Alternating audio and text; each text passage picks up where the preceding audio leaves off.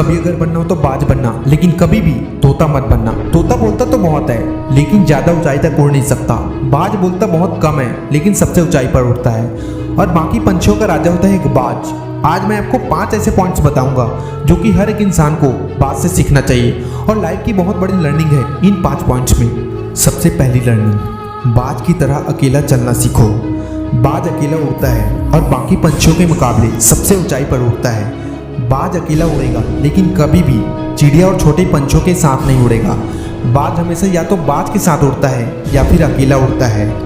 इससे हमें यह सीख मिलती है कि छोटी सोच वालों से हमेशा दूर रहे और अकेले रहो, क्योंकि यही वो समय है जब खुद को जानने का असली मौका मिलता है। दूसरी लर्निंग, बाज की तरह अपने लक्ष्य पर ध्यान दो।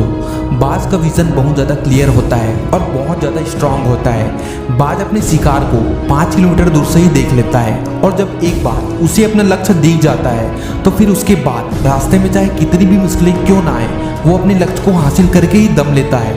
इससे भी हमें एक बहुत बड़ी सीख मिलती है कि अपना विजन क्लियर रखो और उसे हासिल करने में फिर चाहे कितनी भी मुश्किलें क्यों ना आए, पीछे मत हटो उस बाज की तरह।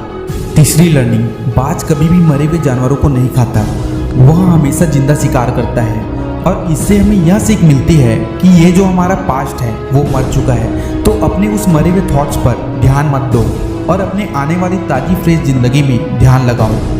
अपने पास्ट की पुरानी यादें जो तुम्हें तंग करती है उन्हें वही रहने दो जहाँ उसकी जगह है, और तुम्हारे पास्ट की जगह को अपने वर्तमान में जगह मत दो, क्योंकि अगर एक बार तुम्हारा पास्ट तुम्हारे प्रेजेंट में आ गया तो तुम्हारा पास्ट तुम्हें कभी भी तुम्हारे प्रेजेंट में नहीं रहने देगा।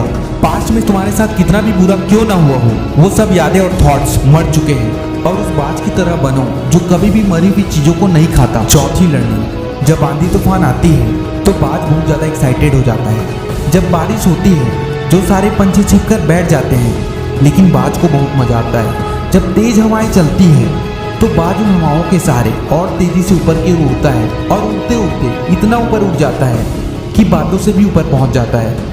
और इससे भी एक बहुत बड़ी सीख मिलती है कि मुसीबत में भी मजा ढूंढो। और नेपोलियन हिल ने एक बार कहा था कि हर एक बड़ी चुनौती अपने साथ में एक बड़ा अवसर लेकर आती है, तो उस बात की तरह तुम भी अपने अवसर को पहचानो, और जिस दिन उन अवसरों को पहचान लिया फिर सारी मुश्किलें तुम्हारे नीचे होंगी और तुम उन मुश्किलों के ऊपर होगे। पांचवी लर्निंग, बाज अपने घोंसलों से सॉफ्ट घास हमेशा निकाल देता है, ताकि बाज का जो बच्चा होता है वो उसमें कंफर्टेबल ना हो सके, क्योंकि अगर वो घोंसले में कंफर्टेबल हो गया तो वह वही रहना पसंद करेगा। लेकिन बाज ऐसा कभी होने नहीं देता।